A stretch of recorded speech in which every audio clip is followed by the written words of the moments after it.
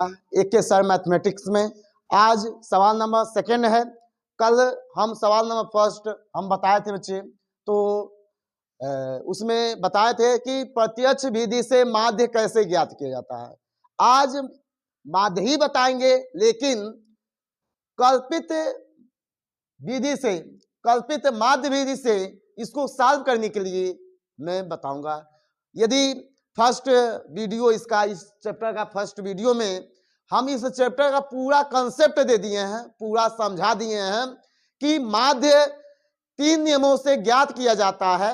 पहला नियम प्रत्यक्ष विधि, दूसरा कल्पित माध्य विधि और तीसरा पग विचलन विधि। तो तीनों के बारे में फर्स्ट वीडियो में पूरा कंसेप्ट हम दे दिए हैं, समझा दिए हैं, बता दिए हैं।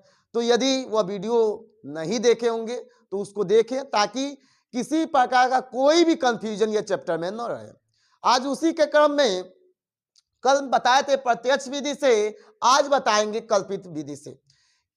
किसी भी नियम से, तीनों नियम से यदि सॉल्व करेंगे तो आंसर हमारा सेम आएगा, लेकिन कैलकुलेशन को आसानी बनाने के लिए नियम चेंज किया जाता है, जो बेहतर लगे वो, लेकिन नाम दे के पूछे तो उसी मेथड से हमको सॉल्व करना पड़ेगा।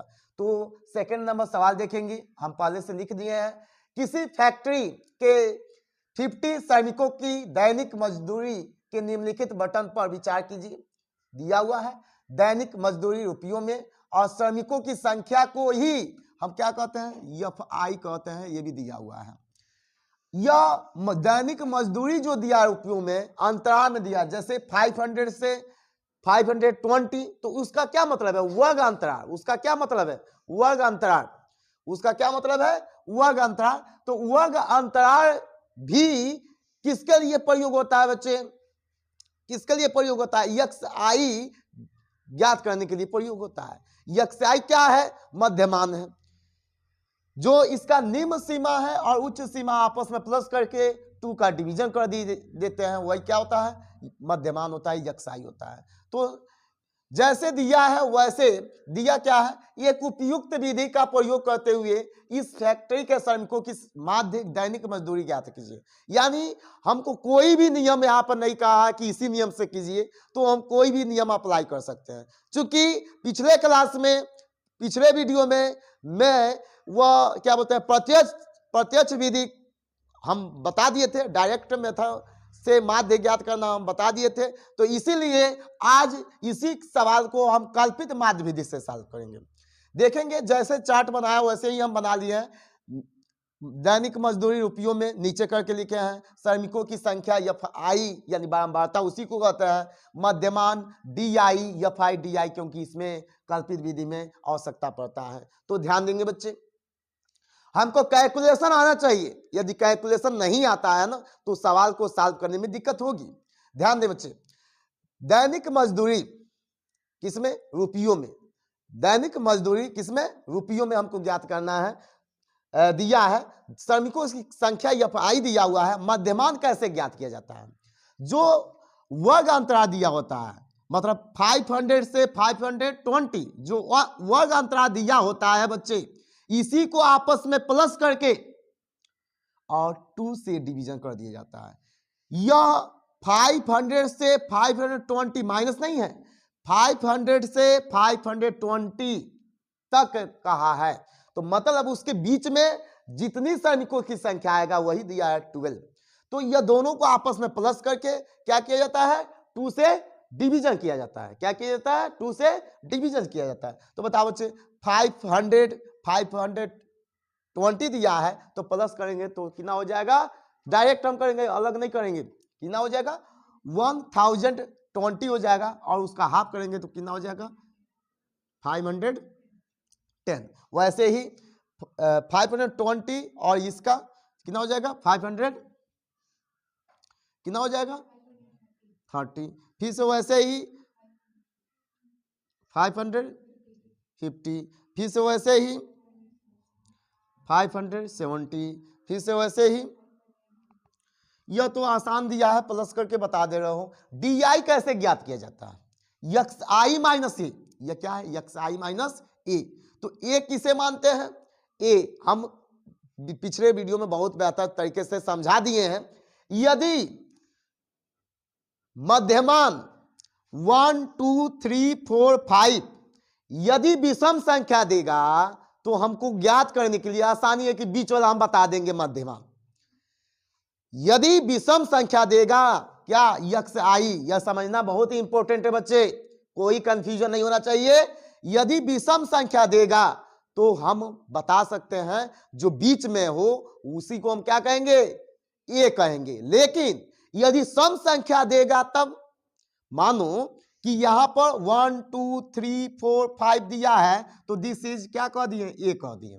क्या कह दिए, ए। लेकिन यही सवाल में एक और दे देता 6 6 दे देता, तब कैसे ज्ञात करते हैं? कोई टेंशन नहीं बच्चे, हम फर्स्ट वीडियो में स्पष्ट कर दिए हैं, समझा के बता दिए हैं कि उसमें भी 2 ऊपर हो जाएगा 2 नीचे हो जाएगा ना, 6 होगा तो बीच में 2 बचेगा ना। सस्पेंस बनेगा किसको माने, तीसरे को माने या चौथे को माने। तो स्पष्ट हम कर देना चाहते हैं बच्चे कि जैसे बुक में दे या टीचर कैसे भी बताए हो, इसमें कोई कंफ्यूजन नहीं होना चाहिए। दोनों में किसी को मानेंगे हमारा राइट आंसर आएगा, दोनों से करके करेंगे तभी हमारा राइट आंसर आएगा। उसमें किसी प्रकार का कोई टेंशन लेने की आवश्यकता नहीं है, किसी भी मेथड से करेंगे हमारा राइट आंसर आना है, और करके घर पर देख लेना आएगा। ओके, तो यही मेन चीज है बच्चे। बहुत बच्चों का सस्पेंस बना रहता है कि सर इसमें तो विषम संख्या है, तो आप बता दिए बीच वाला मध्यमान में हम ये ले लेंगे। लेकिन यदि सम संख्या दिया है तब कैसे लेंगे, बीच में 2 आ रहा है तो हम किसी को भी लेंगे हमारा राइट आंसर आएगा, मतलब सही आएगा। ओके ठीक है, आगे चलते हैं हम। दिस इक्वल टू, इसके लिए ये क्या है, विषम है, 1 2 3 4 5 है, तभी तो बीच वाला हमने लिए हैं, तीसरा नंबर वाला। लेकिन यदि सम दे तो दोनों में से किसी को ले सकते हैं, कोई दिक्कत नहीं है बच्चे। यक्साई माइनस ए, यक्साई मतलब 510 माइनस में ए का मतलब कितना 500 क्या 50। दिस इक्वल टू माइनस और प्लस क्या हो जाएगा 40। और ध्यान देंगे बच्चे ए ज्यादा है या कम है यानी माइनस साइन हो जाएगा। ओके, साइन इसमें पूर्णांक संख्या को समझ में आना बहुत जरूरी है, और इस बार साइन एडिशन सब्ट्रैक्शन का क्या होता है हमको बहुत जरूरी है जानना, नहीं तो गलत हो जाएगा। फिर से सेकंड वाला माइनस में 550 कितना हो जाएगा -20।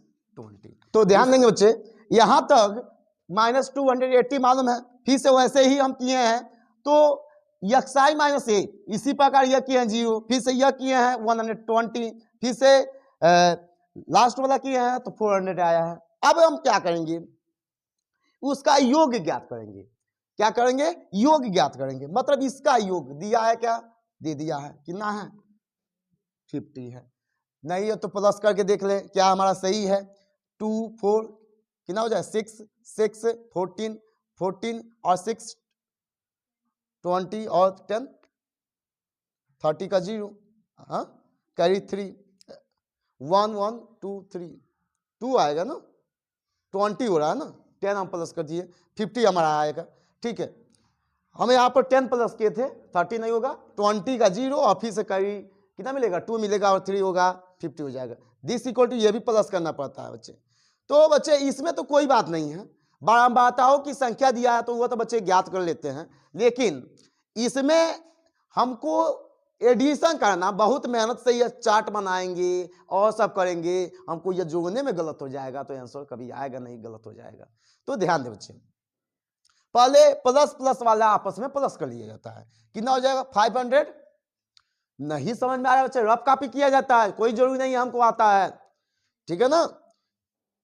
कितना हो जाएगा 520, अब यह प्लस करेंगे कितना हो जाएगा, अलग से हम रफ कॉपी कर लिया जाता है, देखोगे यहाँ पर 480, ऐसे ही करोगे बच्चे पेपर में, यह नहीं हड़बड़ी नहीं करोगे, नहीं तो गलत हो जाएगा, 6 7 हो जाएगा और क्या होगा माइनस में होगा। ओके, और फिर से यह किस में होगा, प्लस में होगा, कितना होगा 520, 0 हो जाएगा, घटा दोगे 4 हो जाएगा, यह घटा दोगे कितना हो जाएगा 2 हो जाएगा। और चूंकि जो ज्यादा होता है उसी का साइन होता है, तो साइन भी मोस्ट इंपोर्टेंट है। माइनस में 240 मिलेगा, हम यहां पर अब कॉपी किए हैं, इसलिए किए हैं ताकि तुम लोग भी समझो ऐसा होता है, गलत करने की आवश्यकता नहीं है बच्चे। ध्यान देंगे, हम लिख लिए हैं देसी, इसका भी योग हमको आवश्यकता था इसमें, इसलिए हम किए हैं। इसका योग आवश्यकता है नहीं है, इसका है नहीं है, जिसको आवश्यकता है उसको लिखना पड़ेगा हमको, ठीक है ना। यह किसका मान है बच्चे, एफ आई इंटू, नहीं यहां पर हम लिख ले, क्या लिख लेते हैं, sigma F I D I this equal to कितना है, माइनस में 240, और यह किसका मान है, sigma F I this equal to कितना है 50। हमको सब चीज मिल गया, ए का मान मालूम ज्ञात है। चलो आगे चलेंगे, हम लिखेंगे कल्पित माध्य विधि, यानी क्या लिख दिया ऊपर, फिर से लिखने की आवश्यकता नहीं है, लिखेंगे यक्स बार इक्वल टू क्या, A plus sigma F I D I by में sigma F I this equal to, solve करेंगे, यही है ना बाबू, सॉल्व करेंगे। ध्यान दें बच्चे, x bar equal to A plus में sigma F I D I by में सिग्मा एफ आई, इसका क्या करेंगे बच्चे, देखो ए का मान हमको मालूम है ना, sigma F I D I by में सिग्मा एफ आई, सबका मान मालूम है ना बच्चे। आगे देखो सॉल्व करेंगे, ए का मान कितना दिया है 550 प्लस में सिग्मा एफ आई डी आई का मतलब माइनस 240 बाई में सिग्मा एफ आई का मतलब कितना, यहां पर 50 है, दिस इक्वल टू यहां से 0 0 कट जाएगा, और सॉल्व करेंगे तो this equal to 550 plus minus minus कितना हो जाएगा 24 बाई में 5। इसका डिवीजन से पूर्ण विभाजित नहीं होगा ना, हम चाहें तो एलसीएम लेने से बेहतर क्या करें, इसका इसमें डिवीजन कर दें और फिर से माइनस कर दें, आसानी से हो जाएगा। दिस इक्वल टू हम बगल में ही बता दे रहे हैं, यक्स बार इक्वल टू, ध्यान दे बच्चे, यक्स बार इक्वल टू 550, क्योंकि कैलकुलेशन से ही हिसाब से किया जाता है ताकि हमारा ज्यादा टाइम न लगे। तो बताएं बच्चे, 5 का 24 में डिवीजन करें कितना बार में जाएगा, 4 बार में कितना मिलेगा 240 कितना 0.8, यानी 4.8 हो जाएगा, माइनस कर दें 4.8, यानी this equal to x bar घटा देंगे तो 10 में से 8 जाएगा, 2 पॉइंट दिया तो पॉइंट लिखेंगे, यहां पर 9 में से 4 गया 5, और फिर से एक कैरी दिया था ना 4 5, दिस इज राइट आंसर। और यक्स बार क्या है माध्य है, और जो पूछा क्या है, श्रमिकों की माध्य दैनिक मजदूरी कितना है 545.2, और किसमें आएगा बच्चे, मजदूरी दिया तो रुपया में आएगा, किसमें आएगा रुपया में है। तो आई होप यह सवाल सभी बच्चों को समझ में आया होगा। तो बच्चे इस पर हम फिर से फोकस देना चाहते हैं कि इसमें जो कल्पित माध्य विधि है, इसको यक्स बार से माध्य डिनोट किया जाता है, मालूम है। इसमें A plus sigma F I D I by में सिग्मा एफ आई जब हमको ज्ञात करना है तो ए और sigma F I D I by में सिग्मा एफ आई हमको मालूम होना चाहिए, और यदि मालूम है तो बेहतर तरीके से हम ज्ञात कर सकते हैं। तो आई होप यह सवाल में किसी प्रकार का किसी भी बच्चों को कोई डाउट नहीं होगा। तो माध्य परीक्षा के लिए भी इम्पोर्टेंट है, तो सभी बच्चे उसको लगाएंगे और अब कॉपी में लगा के ही सीखेंगे। कैलकुलेशन में किसी प्रकार का कोई दिक्कत नहीं होना चाहिए। ठीक है बच्चे, ओके।